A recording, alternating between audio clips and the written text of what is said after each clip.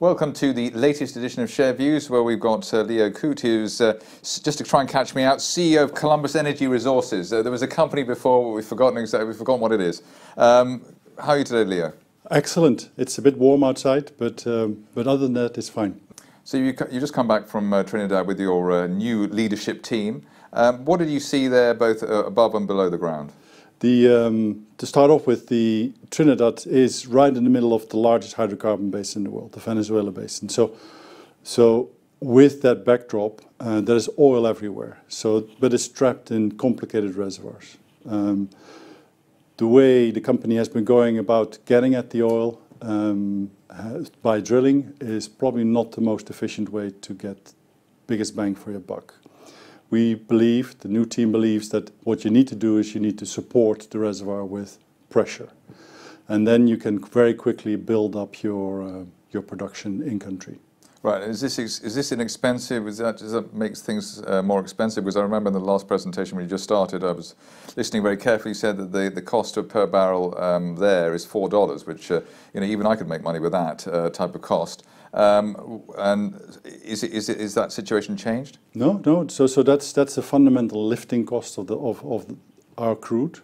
The total developed cost is more in the $15 to $17 per barrel, but still in this oil price environment, that's a very interesting and attractive proposition. Right, and obviously investors always want to know what is the cost. I mean, you've got all this oil below the ground. Is there a big cost in trying to get from A to B? Is it a big cost in trying to get that out?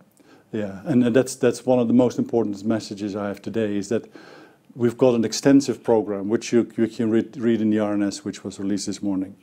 All of that program we can fund from our own cash, in-house cash, and the cash we're going to generate from the oil produced forward. So we can live within our means. By the end of this quarter, end of this year, we're going to be cash flow positive.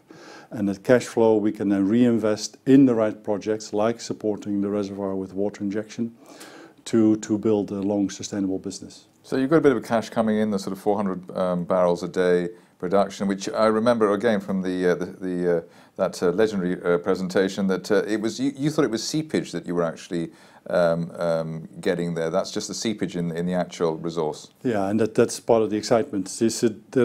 We are active in three areas, three licenses in Trinidad. The main one is in the Goodrun field. That's where we've got the 400 barrels production. The oil coming out of the ground is of very high quality. It's 38 API.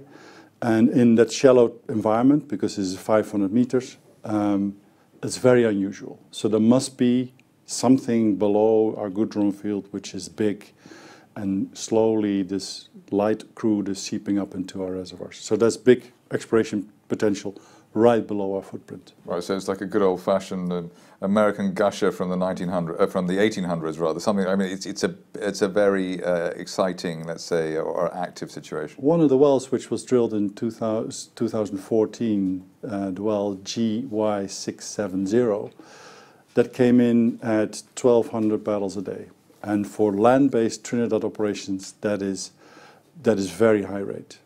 One of the water injection pilots we're doing is to support that particular well. And once we're connected to the well, we believe that we can bring back production from where the well is now, 50 barrels to, say, 500. Right, okay. So basically, I mean, I've been following this company with all its different name changes, more changes than Doctor Who. This is the one to remember. So there's Lenny Gas, LGO, now Columbus. For people who are new to they've never heard of this company before, they've just heard this interview, what are let's say, the more compelling bullet points in terms of looking at the company and saying, well, yeah, I'm going to try and invest in this? Well, the company's gone through a fundamental change in the way it's set up. So we've got a completely new leadership team. So that's Stuart Ahmed in country, who is our managing director Trinidad, Gordon, who is our CFO, and then myself as running the show.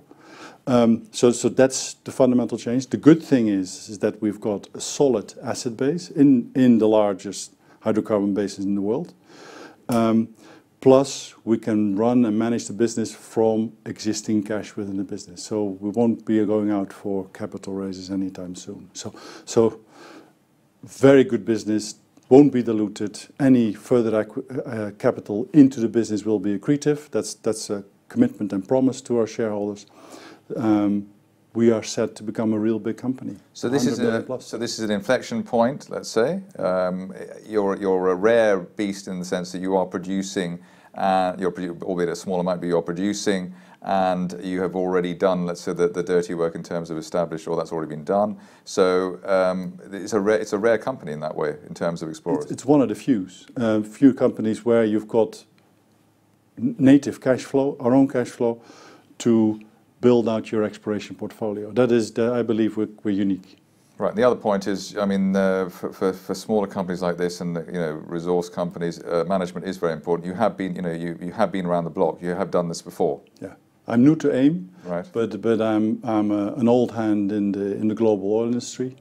I've run big companies, and the biggest one was $2.5 billion market cap. And that's what I want to get Columbus to. It won't be that big, but $500 million is certainly possible. Leo Koot, Chief Executive of Columbus Energy Resources, thank you very much for coming in today. There you go. Thank you very much.